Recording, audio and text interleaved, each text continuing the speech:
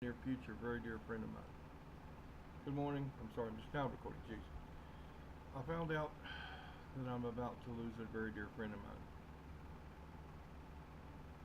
And I was upset at work yesterday. I was crying a lot. Yeah, I cried. I'm a guy, but I cry. Didn't start crying until I had grandkids. Didn't realize I could love somebody so much until I met my wife and my grandkids. And my daughters I love even more. The point I'm making is, about to make, is when I was crying yesterday, my thing that I definitely wanted to do was see this person and tell this person how I felt about him, and get closure and all this kind of stuff. And as I was on the way home, you know how you have that little voice talking to you? Same thing that came to me came to when my mom died. You know, we're very selfish.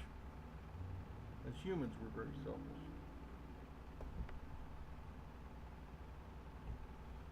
I realized through this voice talking to me that I want to talk to her not for her, but for me. To make me feel good about myself. To make me feel like that I've done something to let her know how special she is to me.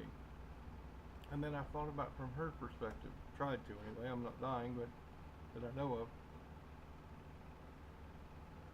If this woman was dying, and she is, I mean, if she's dying, does it really matter that somebody outside of her family needs to get closure? Probably not. So I will try to say my goodbyes through text messaging or whatever, and I'll express, my condolences to the family, and I'll tell the family how much I care about it and ask them to tell her. But I'm not really sure that, sorry, I'm going to scratch my back. I was until I dropped the brush. Not really sure me needing to say goodbye to her is me wanting to make her feel good or about me. I think it's more about me. I was in a situation a couple years ago with my dad. My dad, I was a paramedic, and as my dad lay dying, I was working for Beckley Ambulance Service, and God bless you, Deanie. I know you're in heaven, and thank you for everything you did for me. But as my dad lay dying on the bed, wasn't really able to respond.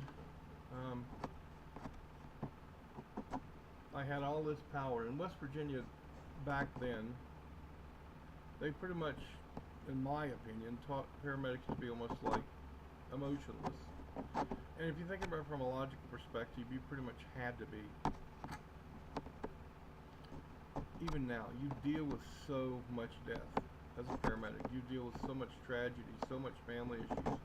You see so much that if you weren't emotionless to a point, you wouldn't be able to do the job.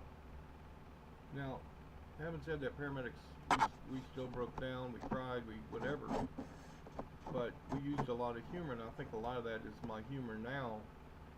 It's my coping mechanism, it's my defense mechanism. I had to use it to survive. That's why some of the things I say, unfortunately, are inappropriate. They don't mean to be, They are strictly trying to make light of the situation, to make myself and other people around this situation deal with it better. But as my dad was there, I realized that all this medical knowledge I have isn't jack squat. Ultimately, it still comes down to God. And with something like this, when you lose good people, I mean, really, this person that's passing on, I won't say their name out of respect for them and their family, but this person that's dying, that somewhere between 2 weeks and 2 months We're not sure. This person's dying. I don't know them intimately, or I don't know every detail. I don't know. I know them from work. I know this person always had my back. This person, as far as I can see, is one of the biggest hearted souls I've ever seen in my life. This person really went above and beyond for me. This person always watched out for me, laughed at my stupid, corny jokes, never belittled me. When I did something stupid, didn't make me feel stupid. When I got in trouble, didn't yell at me. This person can tell you to go to hell, and you honestly will be glad that they told you that. Their smile alone can melt icebergs.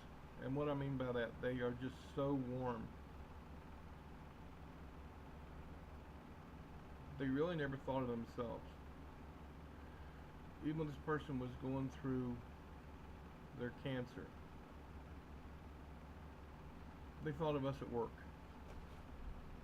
which I can't tell you I would do. I love the people I work with, don't get me wrong. But if I was dying of cancer, work would probably be the last I thought of. I can't prove it, but this person may have been able to be saved if they had taken better care of themselves instead of worrying about work. I don't know that. I suspect that because of what I see. I watched this person come into work,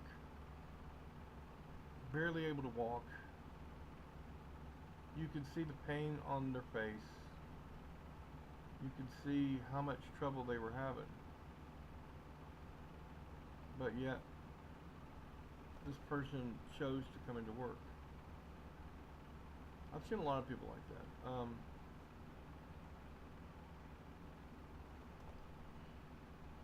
So, I swore after my dad died that I would try never let myself get in that situation again, because it's a horrible feeling for me to care about somebody so deeply and not be able to help them.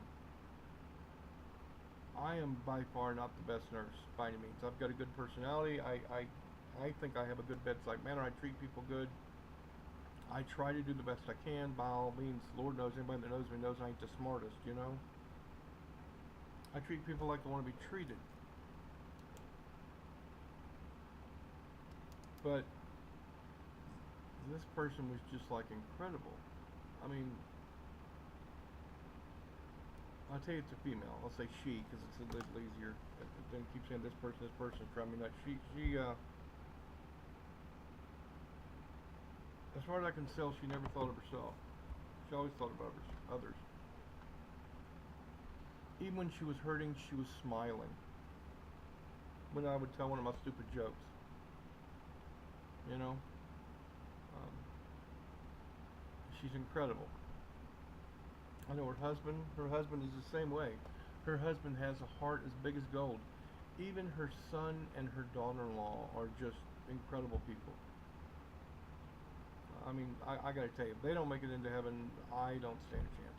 I really tell you. I've said that about a lot of people, but this whole family is just, they're like saints from what I can tell. And again, I'm only seeing them from work, but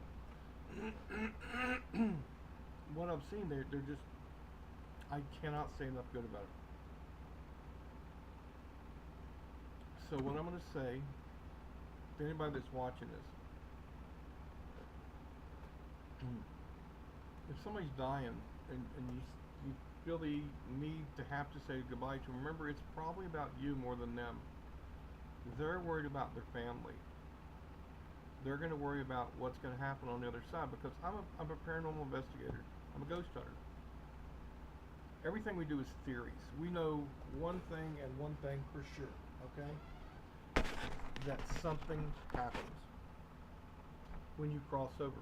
We know that. We don't know where you go. I can't prove beyond a shadow of a doubt, and any ghost hunter or psychic or anybody that tells you they can is a liar. I don't care if they're sensitive. I don't care what they are. Everything is based on theory. Because nobody's really come back and said, hey, I died 6 months ago and this is what it's like. They got a jacuzzi and a Taco Bell and nothing ever happened. You can't tell. So I don't know that when I've talked to my dad that it's my dad. I assume it is. I would like to believe it is. I almost positive it is. I'll bet money on it.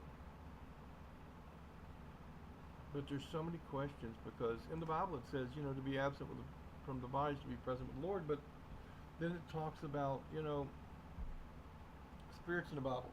And I also think, okay, well, there's got to be a portal because God wants you to be happy.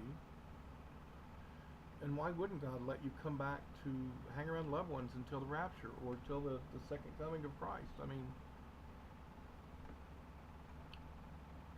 even if they are coming back, do they stay forever? I mean, there's so many questions.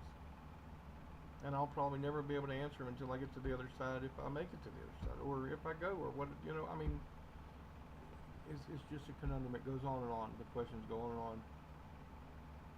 But to the family of this lady, you know who you are. I won't mention your name, but I want you to know, honestly, your mother, wife, mother-in-law, everything means everything to me. I could not stop crying at work yesterday. And if I don't watch it, I'm going to do it today. I am in love with her, not in the aspect of a sexual nature or anything like that, in the fact that she has such a pure soul that I see that you can't help but love this woman. This woman, you just want to hug. I mean, you just, she's the type that honestly I really do believe was sent here to make other people's lives just a lot more comfortable. I told her one time when I first met her, I said, ma'am, I don't mean this bad way, and I said, oh my God, you're one of the most beautiful women I've ever seen. Now, I may not remember this exactly verbatim, but this is the way I remember it, and so the boss there at the place said, great, a new employee's going to get busted for sexual harassment. But I learned that her soul was as beautiful as she was. She would always do for others before herself. She always looked out for others.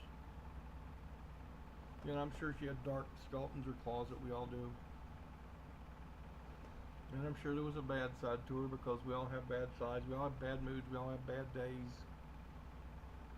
But ultimately, from what the perception of the public that I saw, the woman was incredible. Know this, I will never forget you, ever, as long as I draw breath in this body. If and when I get to the other side, I will find you and I will thank you for everything you did for me, because I can never thank you enough. You may not think you've done a lot, but I am a better person because I know you, and because I knew you, and because I still know you, and I'm holding out hope. I'm praying for you. I really am. I've got a lot of people praying for you. You're very special to me. You will always be very special to me. Your husband is very special to me. Your husband is one of the nicest guys I know. He's got a heart as big as gold. I mean that. Your daughter-in-law, she is so nice to me. And so is your son.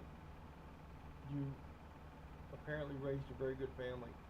And apparently you're a very good mom and wife and everything else. I've had a lot of people that have been in charge of me, by far, in my entire life. You are the nicest. You're the one that could probably convince me to work when I couldn't. when I didn't want to, when just because it was for you. If and when you move on, if you would just be kind enough to visit me as a ghost hunter every once in a while. I know that's selfish, but you know, if you need anything, after you cross over, if you need me to get a message, if you need anything, I mean this, from now until I cross over, please don't hesitate to ask me. As long as I have a breath in my body, I will be indebted to you and your family. I really, really mean that. For the kindness you've shown me, for the things you've done for me, always had my back. I'm a hillbilly, and I don't forget kindness. I don't forget favors, and I don't forget people with big hearts. I can't thank you enough. I know this is long, and most of y'all probably have left. I'm sorry, but this is something I need to do. Again, it's because of me, to get off my chest. Crystal, my wife, told me, she said if she was dying, that people like me would be the last on the list. I'd call and make sure that if I could go see her. My biggest fear is if I come over and see you, that I'm going to break down in front of you. And you don't need that. I mean, you got enough sorrow on your plate. But I'm scared I'm going to break down. Because you mean a lot to me. And I really can't imagine being at work and not seeing your smiling face, or seeing you pick on me when you do it was funny, you know. Giving it right back to me. You made my day. I mean, you always have. I haven't known you that long, and I think a lot of people are touched by those angels and given special gifts, and you're definitely one of those. So I've drug on long enough. It's 17 minutes in, so just know that no matter where you go, what happens to you, whether you're on this side or other side, I always wish you the best. I'll never forget you. To the family, I mean this with all my heart, guys. If you need anything, you let me know. I don't know what I can do. I'm not very talented at a lot of things, but what I am, I'll help you any way I can. I fix computers. I'm really good at talking, as you can tell. Or, I mean, not good at that, but talking for a long time. But no matter what happens, I will miss you. I love you. I love your family. Y'all are just awesome. God bless you, and may God speed you to wherever you need to be. Just know that my wife is an empath. She can reach you. A lot of members on my team can reach you. If you need us, we are here. If you get lonely, we are here. If you want to hang around anybody, if you need us to get to your family, whatever I can do. I'm not trying to be rude. This comes from the heart. I'm here. I hope to see you before something happens. I hope I don't lose contact with your family no matter where I go, because, like I say, y'all mean the world to me. So you take care. God bless. May God's angels surround you and your family and comfort you and minister to you and make you have the most peaceful transition, if it's going to happen. And if it's not, may they heal every single ailment you have. They can do it, and I know they can do it. And I'm praying for God to do it, because it says in the Bible, if I pray for it, it'll happen. And I have faith, and I believe it's going to happen. I really do.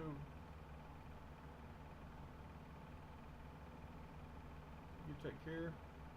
Thank y'all for listening. And Good luck to every night, buddy.